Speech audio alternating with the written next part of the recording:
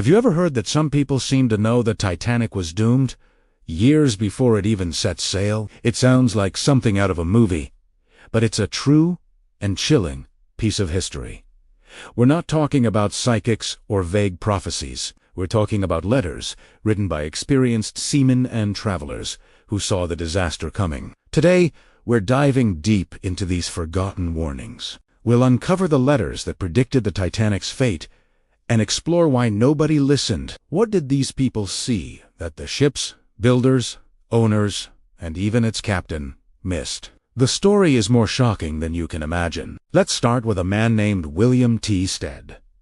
He was a famous British journalist, a crusader for social justice, and a spiritualist. But years before the Titanic, in 80, he wrote a story called How the Mail Steamer Went Down in Mid by a Survivor.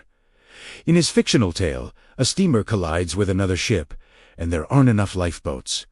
The story's punchline: this is exactly what might take place, and what will take place if liners are sent to sea short of boats. Stead wasn't just guessing. He was pointing out a fatal flaw in the shipping industry at the time. Regulations for lifeboats were based on a ship's tonnage, not the number of passengers. For a massive ship like the Titanic, this meant the legal requirement for lifeboats was far, far below what was needed to save everyone. But Stead's predictions got even eerier. In 1892, he wrote another story, this time about a majestic White Star Line ship. In his story, this ship, called the Majestic, rescues survivors from another vessel that hit an iceberg in the North Atlantic. The parallels are...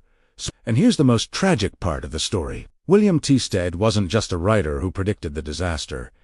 He became one of its victims. He was a first-class passenger on the actual Titanic, sailing to America for a peace conference. He reportedly spent his final hours helping women and children into the few lifeboats available, before calmly sitting in the first-class smoking room, reading a book as the ship went down. He had written the script for his own demise 20 years earlier. But Stead wasn't the only one. Let's talk about the letters from the crew themselves, the very people who worked on the ship. Before the Titanic even left the port of Southampton, a sense of unease was spreading among the seasoned sailors. One of the most famous letters was from a senior officer who wrote home to his sister. He described the ship as a monstrosity and expressed serious doubts about its handling. He noted that its sheer size made it slow to respond, slow to turn. He worried that, in an emergency, it would be like trying to maneuver a skyscraper in the water. He ended the letter by saying he had a queer feeling about the ship.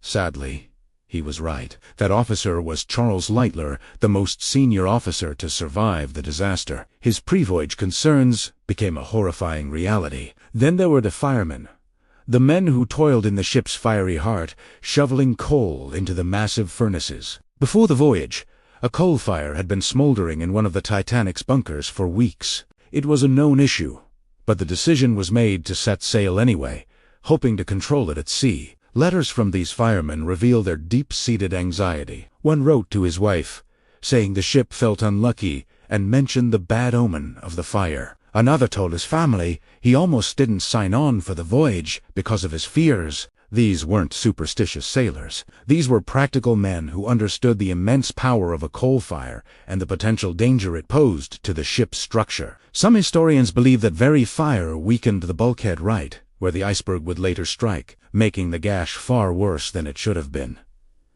These weren't just feelings. They were professional judgments. The men who sailed the seas for a living saw the warning signs. The ship was too big, too unwieldy, and had a fire burning in its gut. But their voices were drowned out by the chorus of praise calling the Titanic unsinkable. It wasn't just the crew. Even some passengers got cold feet. There are documented accounts and letters from people who canceled their tickets at the last minute.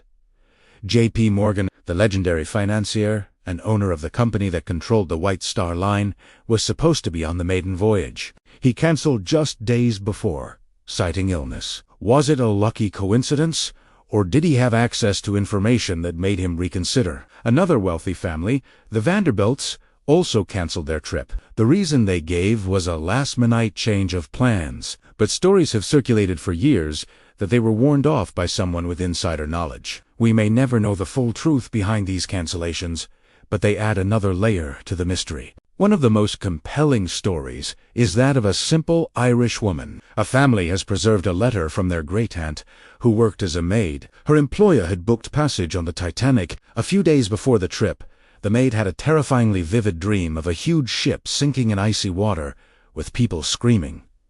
She begged her employer not to go. She was so insistent, so genuinely terrified, that her employer canceled the tickets. That simple act, based on a dream and a gut feeling, saved their lives. So why did no one listen to the logical warnings from experts like Stead and the experienced crew? The answer lies in one word: hubris.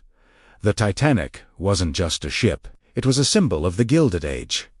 It was a monument to human ingenuity, power, and luxury. The builders, the White Star Line, and the public were caught in a wave of collective confidence. The ship was marketed as practically unsinkable.